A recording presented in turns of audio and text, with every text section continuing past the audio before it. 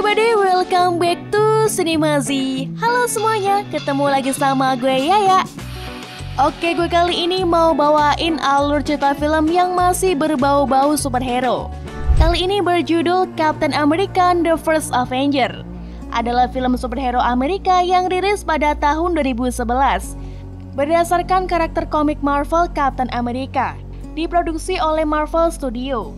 Ini adalah film kelima di Marvel Cinematic Universe.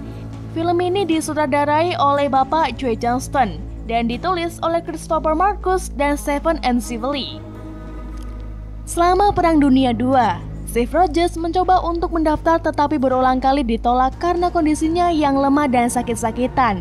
Namun seorang ilmuwan mencatat tekadnya dan mengizinkannya untuk diterima.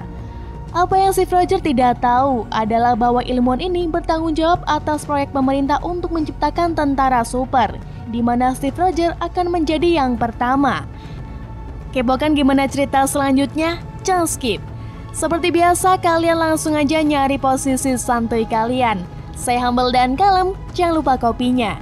Langsung aja kita masuk ke alur ceritanya. Let's go!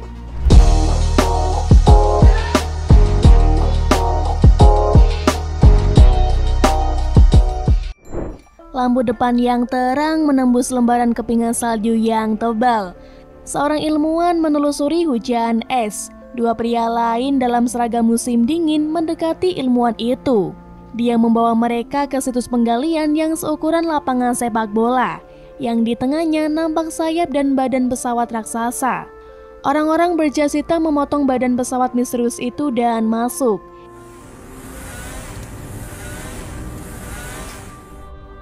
Di dalam mereka menemukan sisa-sisa kapal besar yang beku. Salah satu pria menyapu salju dan melihat perisai merah, putih, dan biru berkilauan terbungkus es. Tosbrung Norwegia 1942. Dua penjaga reruntuhan Viking kuno mendengarkan saat kota mereka dikuasai oleh Nazi. Tiba-tiba pintu depan meledak dan membanjiri beberapa agen Nazi. Salah satu penjaga tewas dalam ledakan itu dan yang lainnya dengan panik memohon agar para prajurit meloloskannya. Mereka sampai pada satu sarkofagus yang tutupnya terlalu berat untuk diangkat. Sosok gelap muncul di pintu masuk yang meledak. Johann Schmidt, seorang Nazi berpangkat tinggi dan pemimpin sekte Hydra, datang ke sarkofagus dan dengan mudah mendorong tutupnya. Di dalamnya ia menemukan sisa-sisa kerangka Viking tua yang memegang kubus kaca. Tapi sepertinya dia tahu kalau itu hanya replika. Dia menghancurkannya di lantai dan pergi menanyakan pada penjaga di mana kubus yang sebenarnya disembunyikan. Penjaga awalnya bungkam, namun ia diancam atas nama keluarganya. Terpaksa ia pun menunjuk ke laci tersembunyi di seberang ruangan, bagian dari ukiran kuno seukuran dinding. Smith membuka laci dan menemukan kubus bercahaya asli yang tersembunyi di dalamnya.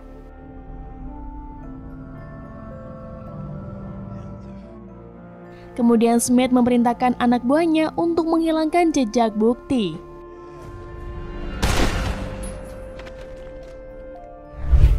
Di sebuah pos perekrutan di Brooklyn, Stephen Rogers, seorang penderita asma dengan penuh semangat menunggu kesempatan untuk mendaftar di Angkatan Darat Amerika Serikat. Namun dokter tentara memberikan tanggapan negatif setelah membaca formulir yang Steve isi. Kemudian dia memberikan cap for F untuk formulir pendaftarannya, karena Steve sudah 4 kali mendaftar dan gagal di keempat-empatnya. Merasa bingung, Steve pergi ke bioskop. Seorang penonton yang bermulut keras dan tidak sabaran mulai berteriak di layar. "Mulai filmnya, saya tidak membayar untuk melihat omong kosong ini." Steve memberitahu pria itu untuk tutup mulut, dan terkejut di saat pria itu terbalik, berdiri dan menjulang di atasnya. Selesai menonton film di gang di belakang teater, si penindas dengan kejam memukuli Steve yang kurus kering. Steve tidak lari dan dengan berani melawan balik, tetapi dengan mudah dikalahkan. Tak lama kemudian, James Bucky Barnes, sahabat Steve, berlari ke gang. Dia dengan cepat menendang si penindas dan membantu Steve bangun. Bucky sekarang menjadi prajurita. Permohonannya diterima dan dia ditugaskan ke infanteri ke-107. Dalam suasana perayaan, Bucky mengundang Steve untuk pergi berdansa dengan sepasang gadis dalam kencan buta. Dengan malu-malu, Steph ikut. Keempatnya menuju ke pameran dunia Queens. Sementara itu, Becky membuat Kenneblues dengan teman kencanya. Steph hanya menyaksikan Howard Stark yang tidak berhasil mendemonstrasikan mobil terbang. Steph memisahkan diri dari grup dan pergi ke pos perekrutan prajurit. Becky menyusul dan bertanya bagaimana Steph berniat memalsukan lamarannya kali ini. Tanpa sepengetahuan mereka berdua, Dr. Abraham Erskine lewat dan menguping pembicaraan mereka. Dia terpesona oleh keberanian Steph. Becky mengucapkan selamat pada Steph untuk lamaran terbarunya. Dan Steph menuju pos perekrutan untuk pemeriksaan fisik kelimanya. Di dalam, Steph merasa gugup ketika seorang anggota parlemen memasuki ruangan dan segera diikuti oleh Dr. Erskine. Dr. Erskine memiliki semua informasi Steph dalam file. Prihatin dengan Steph yang gagal, Dr. Erskine menguji karakternya dengan menanyakan apakah desakannya untuk melamar dinas militer murni didorong oleh keinginan untuk membunuh Nazi. Pria muda itu dengan tulus mengungkapkan bahwa dia bukan seorang pembunuh, tetapi dia menyukai pengganggu terlepas dari asal mereka. Dia juga menunjukkan sedikit perhatian ketika Erskine mengungkapkan bahwa dia adalah orang Jerman sejak lahir. Dimenangkan oleh keinginan kuat Steph dan keyakinan teguh, Erskine menerima pendaftaran pria muda itu. Singkat cerita, Steph telah mengikuti pelatihan dasar di bawah pengawasan ketat Dr. Erskine dan Kolonel Chester Phillips. Dia dan peletonnya diberitahu bahwa mereka adalah kandidat untuk program Super Soldier terbaru pemerintah. Selama pelatihan dasar, Steph bertemu dengan seorang perwira Inggris namun tegas, Peggy Carter, yang tampaknya mengasihani dia. Meskipun menjadi yang terkecil dan terlemah dari peleton, Steph menunjukkan semangat besar dan tidak mementingkan dirinya sendiri. Steph juga sangat cerdik, terutama ketika peletonnya ditugaskan untuk mengambil bendera dari atas tiang tinggi. Orang-orang yang lebih fit gagal satu persatu saat mereka mencoba memanjat tiang. Steph dengan santai menarik penyangga tiang, kemudian mengambil bendera saat tiang jatuh ke tanah.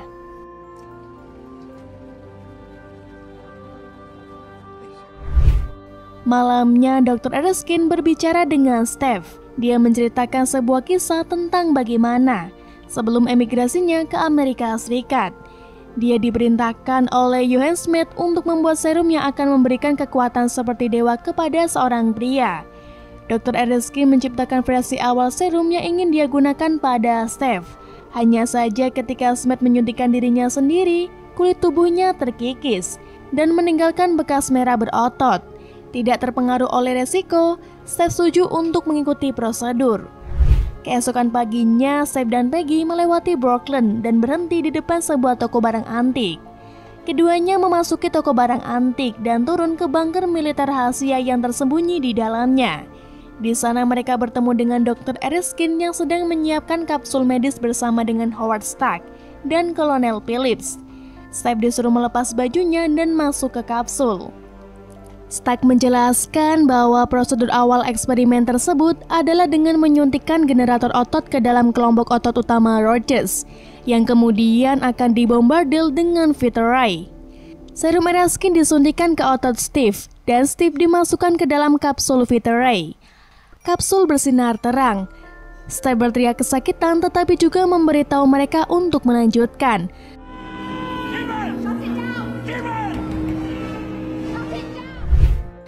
Dan prosedur pun selesai dengan cepat. Steph pun keluar dari kapsul dengan tubuh barunya yang di-upgrade. Mantap.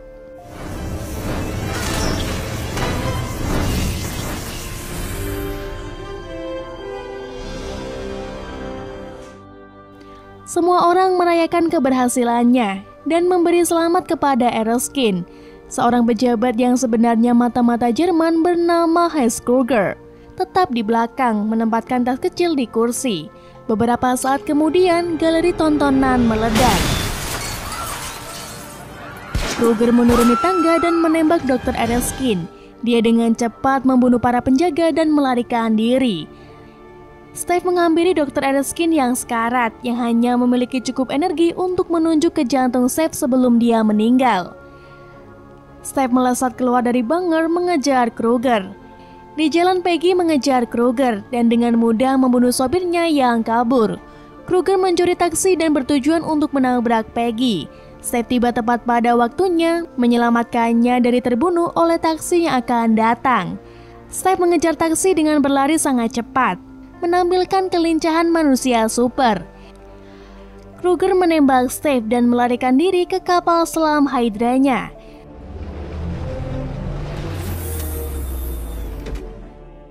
Steve menyusul ke kapal selam tersebut dari belakang, membuat lubang melalui kaca kokpit dan menarik Kruger ke permukaan. Kruger kemudian membunuh dirinya sendiri dengan kapsul sianida yang tersembunyi di gigi palsunya. Sementara itu, Smith dan Dr. Zola dikunjungi oleh trio komandan tertinggi Hitler yang ditugaskan untuk memeriksa operasi Smith. Mereka mengolok-olok Smith, mengatakan bahwa partai Nazi tidak lagi menganggap dia dan Hydra serius karena obsesinya dengan sihir dan ilmu gaib. Dia pun dilesek dengan sebutan Red Skull, nama yang membuat Smith marah. Smith membawa ketiganya ke lab senjata di mana mereka diperlihatkan senjata energinya yang tak terbendung dan peta strategis Eropa yang dihiasi dengan target. Salah satu dari ketiga pemberitahuan target melayang di atas Berlin dan menghadap Smith.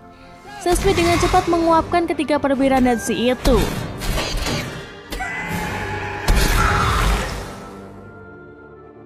Smith mengumumkan bahwa Hydra telah dibubarkan dari partai Nazi dan sekarang menjadi musuh dunia.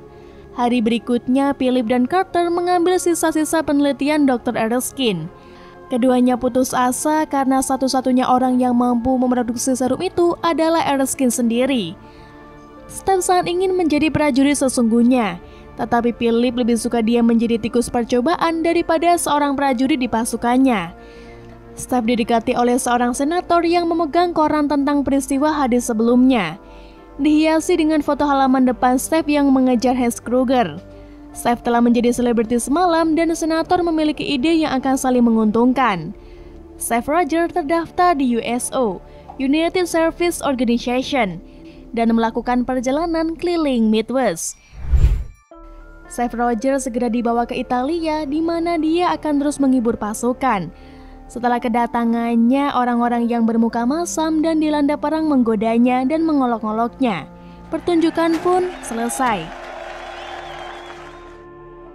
Usai pertunjukan, dia segera bertemu dengan Carter dan Philip yang sedang mengawasi teater. Dia mengatakan kepadanya bahwa orang-orang tidak senang karena sedang berkabung karena banyak orang dari divisi mereka, Infanteri 107, telah tewas dalam pertempuran. Steve Rogers menyadari bahwa ini adalah divisi Bucky dan dengan cepat berlari menemui Philip. Philip tidak dapat menemukan nama Bucky di daftar korban dan memberitahukan Steve Rogers untuk kembali ke pekerjaannya sebagai bintang film dan pemandu sorak. Stephen Rogers bertanya kepada Carter di mana para tawanan perang ditahan. Carter menunjukkan peta tempat pabrik senjata Hydra yang terkenal yang berada 30-40 mil di belakang garis musuh. Steve Rogers buru-buru mengenakan celana tentara dan jaket kulit di atas kostum Kapten Amerikanya dan helm biru dengan cap eye putih di bagian depan. Howard Stark menerbangkan mereka berdua dengan pesawat pribadinya. Dalam perjalanan, senjata dari Hydra mulai menembaki pesawat Stark.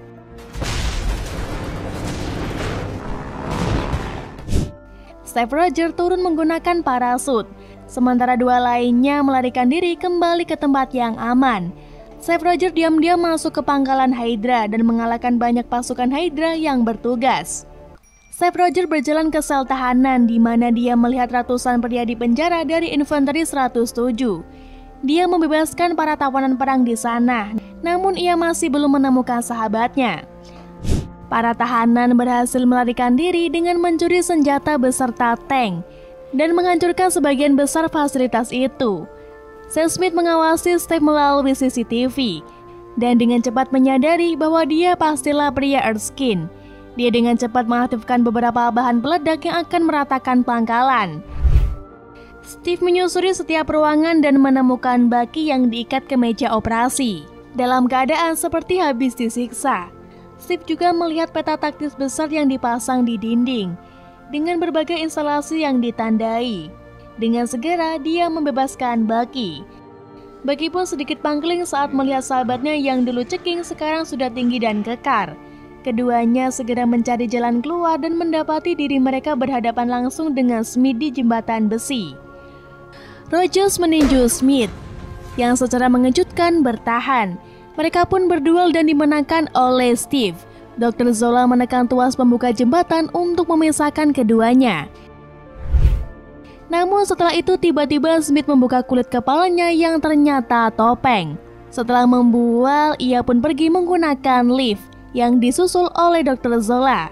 Di dalam lift, Red Skull meminta Dr. Zola untuk menemuinya di salah satu pangkalan Hydra dan mengambil mobilnya. Kembali di base camp Infanteri 107, Rogers tiba. Dengan hampir 400 orang yang selamat, ia juga membawa sampel teknologi Red Skull termasuk beberapa kendaraan tempur. Rogers menyerahkan dirinya kepada Philip untuk tindakan discipliner karena melanggar perintah secara langsung. Untungnya Philip mengampuninya. Atas keberhasilan ini, Bucky menyerukan sorakan untuk Rogers, yang benar-benar menjadi Kapten Amerika. Berita tentang kesuksesan Kapten Amerika telah menyebar ke seluruh dunia, tetapi Rogers tidak muncul untuk mendali dari Kongres. Rogers sedang menyampaikan pada Philip dan Carter ingatan terbaiknya tentang peta dasar Hydra, dan memberitahu mereka bahwa dia bermaksud pergi ke pangkalan itu dan menghancurkan satu persatu. Dia ingin merekrut tim yang terdiri dari orang-orang yang dibebaskannya di Italia. Steve Rogers bertemu dengan Howling di sebuah bar dan mereka dengan senang hati menerima tawaran itu. Sementara di sana semua pria terkejut saat Peggy masuk dengan mengenakan gaun merah yang sangat merona. Dia mengabaikan semua pria, termasuk Bucky, dan menggoda Steve, mengatakan kepadanya bahwa dia ingin berdansa dengannya suatu hari nanti. Keesokan harinya, Steve dipanggil ke Bunker Brooklyn untuk bertemu dengan Philip dan Stark. Steve didekati oleh seorang petugas wanita cantik yang ingin mengucapkan terima kasih. Wanita itu pun langsung nyosor dan mencium Steve. Namun kemesraan mereka terpaksa harus selesai di saat tiba-tiba Peggy lewat dan memanggil Steve untuk ikut dengannya ke laboratorium Stark. Steve meminta maaf dan bersikeras bahwa dia gugup di sekitar wanita dan dia tidak tahu harus bagaimana. Sesampainya di laboratorium, Stark dengan cepat membawa Steve ke bengkel senjatanya. Dia menyatakan bahwa Rogers telah melekat pada perisai segitiga, dan menurut Steve adalah alat yang berguna di lapangan. Di atas meja ada beberapa pelindung prototipe dengan komponen canggih, namun Steve menemukan pelindung melingkar polos di rak bawah. Stark menjelaskan bahwa perisai itu terbuat dari vibranium yang lebih ringan dari baja dan tahan getaran. Steve mengenakan seragam merah, putih, dan biru, mengenakan penutup wajah lengkap dengan perisai berwarna biru di punggungnya. Kapten Amerika dan tentaranya, termasuk Bucky, berjalan melintasi Eropa, meratakan pangkalan Hydra satu persatu. Dengan Rogers menjadi cukup ahli dalam menggunakan perisai sebagai senjata.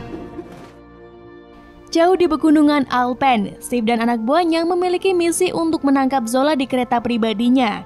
3 anggota tim, Cap, Bucky, dan Cap Jones, menggunakan zipline melintasi jurang besar dan menyerbu gerbong kereta dengan mobil. Cap dan Bucky terpojok oleh tentara Hydra bersenjata lengkap.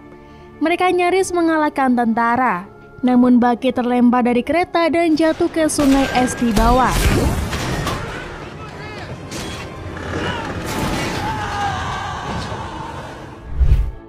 Tapi untungnya Zola berhasil ditangkap.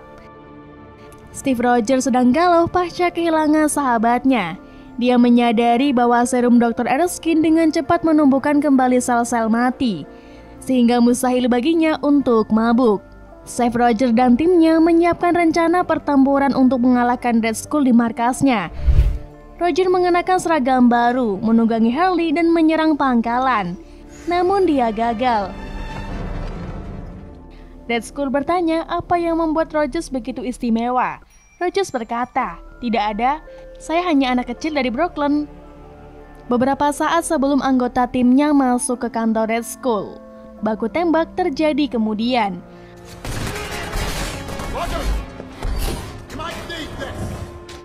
Ratusan tentara di bawah arahan Philip dan Carter menyerbu pangkalan, menewaskan banyak tentara Hydra. Red Skull melarikan diri dengan pesawat yang ditenagai oleh Tesseract.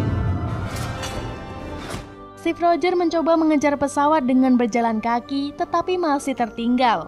Untung saja Philip dan Carter tiba dengan mobil keluaran terbaru, dan dia bisa menyeimbangkan kecepatan dengan kecepatan lepas landas pesawat.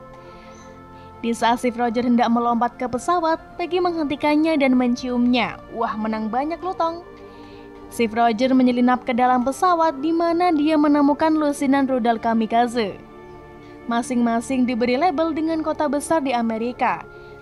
Tentara Hydra segera memasuki ruangan dan Steve Rogers melawan mereka, mengeluarkan banyak pria dan pesawat kecil. Salah satu pesawat berlabel New York jatuh bebas.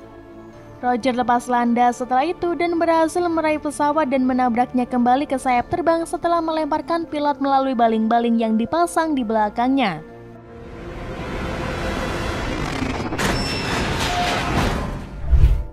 Di dalam kokpit besar, Kapten Amerika dan Red Skull mulai gelut. Red Skull menembakkan pistol energi kubusnya ke arah Steve, yang dengan mudah menangkis tembakan menggunakan perisainya. Sebuah tembakan dibelokkan ke salah satu konsol dengan kokpit yang berisi kubus biru bercahaya. Konsol rusak dan Skull mengangkat kubus ke udara. Tiba-tiba sebuah portal terbuka di atasnya, menunjukkan ruang berbintang. Red Skull bersinar terang dan melebur. Jenazahnya tersapu ke alam semesta. Sementara kubus itu yang masih bersinar terang jatuh ke tanah dan terbakar. Dia mendorong pesawat untuk menyelam dan menabrakannya ke gletser di bawah.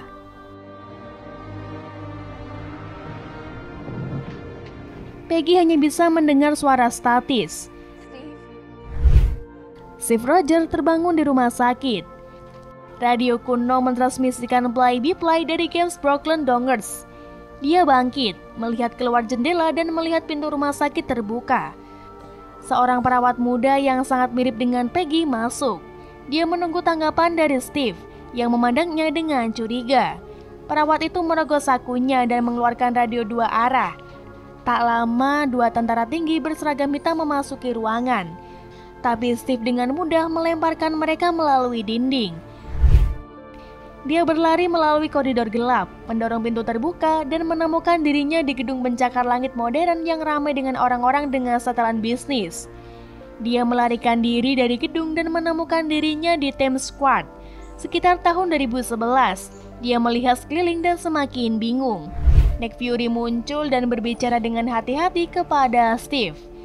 Dia mengatakan kepadanya bahwa dia telah tertidur di dalam es selama 70 tahun, dalam keadaan mati suri, dan dalam keadaan jomblo juga. Makin bingung, Steve Rogers bernafas berat dan dengan sedih memberitahu Fury bahwa dia ada jadwal berkencan di tahun 1940-an. Film hampir selesai. Dalam adegan pasca kredit, Stephen Rogers berada di gym kuno. Dia memukul karung tinju begitu keras sehingga dia merusaknya. Fury memasuki gym dan bertanya kepada Stephen apakah dia kesulitan tidur. Stephen Rogers dengan sinis bertanya apakah Fury datang dengan misi lainnya. Fury menjawab iya. Film pun selesai. Gimana nih menurut kalian alur ceritanya? Tulis saja di kolom komentar ya. Oke, gue Yaya pamit undur diri karena capek ngebacot mulu dari tadi. And see you, bye-bye.